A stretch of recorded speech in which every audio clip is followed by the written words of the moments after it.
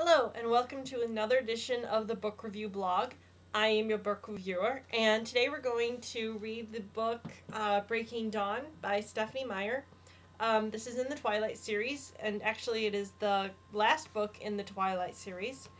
And it begins with Edward and Bella preparing to get married. And this book it goes into two different scenarios or two different points of view. I'll get to that in a second. The first part of the book is in Bella's point of view, which is how all the other books are done. And as she's getting ready to get married, Bella is having dreams of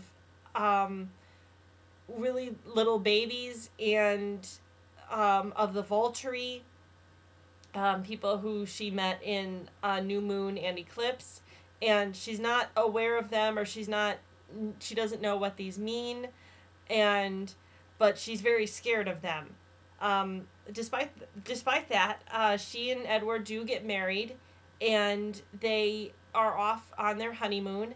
And one of the things that Bella has made Edward promise to her before she became a full vampire is that they get an actual honeymoon, or what she thinks of as a human honeymoon. And so they go off of South America to an island that's known as Isle Esme, after Edward's mother. And so they have what you would think of as a normal honeymoon. It doesn't get kind of graphic exactly, but it's kind of funny. This is one of my favorite chapters in this book, just because Edward is a vampire and he's so strong that Bella really suffers major bruises, and for them trying to have sex and things like that. And I think the first time that they do it, he rips a pillow in half, and she wakes up covered with goose down feathers and covered with bruises, as I said before, which is funny. And over the course of their time there, they do have sex again. And the next time that they say they talk about it is when he breaks a headboard, because, again, he's very strong. And while they're there, Bella begins to realize, and kind of count days, kind of as a normal woman would, of when her last menstrual cycle was. And she realizes that her period is days late. I think she said 5. And she's like, how can this be? I didn't think this could happen. How could this be? But it turns out that Bella gets impregnated by Edward while she's still a human. And so they rush back to Forks, Washington, and then right when that ends, then you jump perspectives, and now you're in Jacob's perspective. And Jacob is having kind of an issue because, again, he feels like he's losing his best friend to the vampire world, and because he thinks that Bella will become a vampire right when after she's done with her honeymoon, then he's like, oh, it's all lost. But he realizes that when Bella and Edward get home, that Bella has not yet become a vampire. And then he realizes why, that Bella has become pregnant. And so he is mad at Edward for doing this, but Bella urges him to stay and urges him to come back, just because she's still friends with Jacob, and just he can't say no to her, type thing. But Jacob does realize that Bella is getting weaker and weaker, just because of what this child is doing to her. Half the time they can't even call it a baby. Like Edward and Alice and other people in their family refer to it as a fetus, but Rosalie and Bella keep calling it a baby.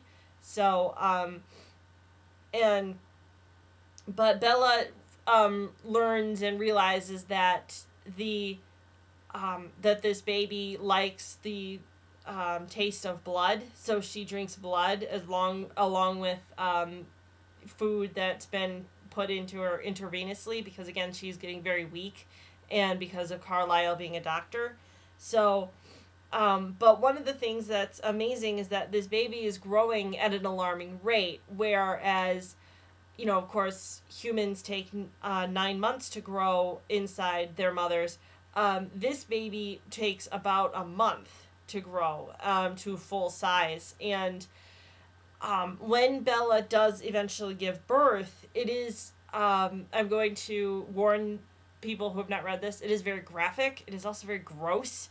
It's very bloody, and but it happens that Bella does successfully give birth. Bella and Edward keep thinking that she had a boy because Bella, like I said, has been dreaming about a boy baby, but it ends up being a girl with the name of Renesmee, which I never liked.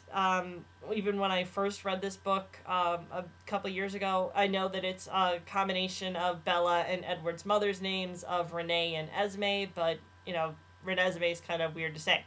Anyway, but, and those of you who are, of course, familiar with the movie, that is where the movie ends. The first movie ends, with Bella being turned into a vampire right at kind of the pivotal moment of when she's about to die because of giving birth to Renesmee, and which I thought was interesting because it kind of fulfilled Carlisle and Edward's thoughts of the only time that Bella really can become a vampire is when her health and her safety is in jeopardy, and that point it was because she was about to die. So she was actually changed into a vampire the way that all of Edward and all of most of his siblings were as well. So I thought that was kind of interesting. Then again, it moves back to Bella's perspective, where now she's a full-blown vampire, and when she becomes a newborn vampire, if you read the book Eclipse and the other book, the short Second Life of Bree Tanner, you'll notice that newborn vampires have just certain characteristics of being newborn. They're very strong, which Bella is, but they're also very unstable, and everyone around Bella is very afraid that she's going to, like, all of a sudden jump on everybody and attack them, but she doesn't, and it's all very awful. They're very, like, in awe of what Bella can do and her amount of self-control. And while they're there, Renesmee continues to grow, and where she grows into, she doesn't really start off as a newborn like you think newborn babies do. She starts off looking like a 3-month-old, Bella says, and then throughout the course of they think like weeks and months, she grows and grows until she's about this age, until she's about the size of like a 5-year-old, they say.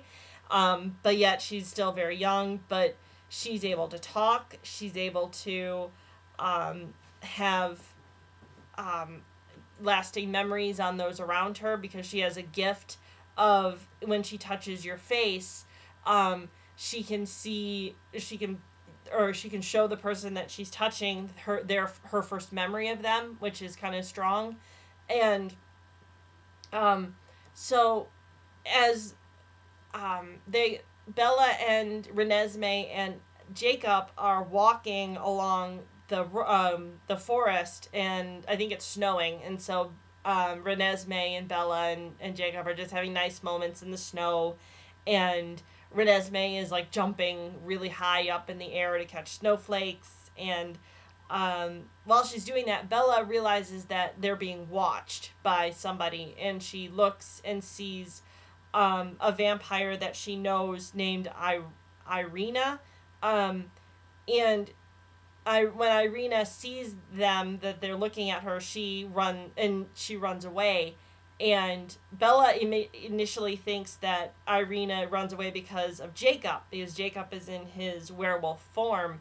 But Alice later on sees that Irina wasn't looking at Jacob, she was looking at Renesmee, and thinking that Renesmee was one of something called an immortal child. And this has a story of back apparently centuries ago, according to this fantasy book, that that there were babies who were turned into vampires, and because of their immaturity and their unstableness, again, of becoming newborn vampires, they needed to be destroyed by the Volturi. So what Alice sees is Irina going to the Volturi to tell them that that the law has been broken and that an immortal child was created. And so everybody then is all in a tizzy because they think the Volturi is coming to destroy them and everybody they love. And so Alice and Jasper tell everybody to get witnesses to gain witnesses from all around the world of different vampires. And it's just kind of funny in my head that, you'd think of like the Cullens have like a Rolodex of all of the vampires that they know around the world. And Alice and Jasper run off for whatever business of their own. Bella doesn't know. But it happens that these witnesses that Alice wanted them to get start to come, and they're from all around the world. There are some from the Amazon, there's some from Egypt and England and Ireland, and there's some from Romania and things like that. And each one has their own special characteristics, and some of them do have gifts of their own, similar to Edward's and Alice's and Renesmee's. My favorites were ones that there was one who could control the elements, where he could make water appear and wind appear, and he could mess with the wind to do whatever he wanted. And there was one where she could make you think that she could put an image in your head that was either good or bad. And if she was attacking you, obviously she would put kind of a bad image of something in your head. I don't know, something of you falling, or something of you getting attacked by an animal or something, where your body is perfectly fine, but your mind thinks that this is happening to you. And when each witness comes, they meet Renesmee, and initially, like Irina, think that she's an immortal child and are very put off by this. But through Bella and Renesmee herself, the witnesses see that Renesmee is no danger to them, and that she is actually growing rapidly before their eyes. And so one of the things that Bella does is she thinks that, or Alice puts little clues into her head where she has to get prepared in case the inevitable happens, that the Volturi come and they don't accept Renesmee. So she gets things in order where she meets with a lawyer, and gets like fake IDs for Renesmee and Jacob, so that Jacob can take Renesmee and off into the great unknown. And one of the reasons why, and I didn't explain this, is because when Renesmee was born, Jacob imprinted on her, which means that he picked her as a mate for him. And this is a very big werewolf thing that is explained in this book, which I'm not going to get too much into it. But and Bella was at first very against it, but then she softened and realized that this was for the best, especially because the Volturi were coming. And so they get prepared for them, and then the Volturi come. And this is, again, like, if you watch the second movie, and I did, you know, the I'm going to say that the scene is much different than the book for those who haven't yet seen the second movie, which I won't spoil. But it was very interesting sitting in the theater and watching this movie happen. Like, okay, wait, this doesn't exactly happen in the book, but, you know, it's still good for movie's sake. So, anyway, that's it. And again, I'm happy that the Twilight saga series was concluded. And my next book is going to continue with the Dark Tower series, which is The Wolves of the Calla, which is number 5 in the Dark Tower series. So that's it, and I bid you a farewell and happy reading.